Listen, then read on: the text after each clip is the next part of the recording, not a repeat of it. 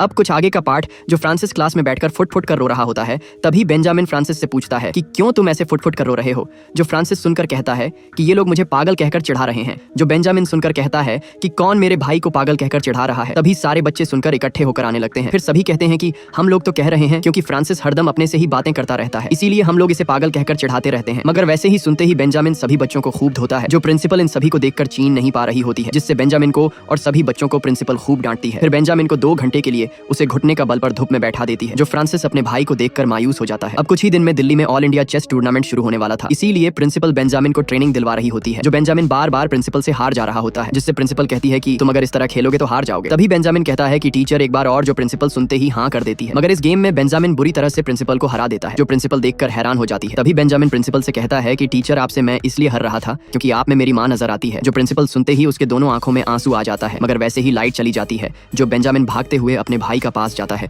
क्योंकि फ्रांसिस अंधेरे से बहुत ज्यादा डरता था। तभी बेंजामिन आकर उजाले के लिए फौरन ही मोमबत्ती को जलाता है। तब अपने भाई को पकड़कर फूट फूट कर रोने लगता है। अब नेक्स्ट पार्ट के लिए कमेंट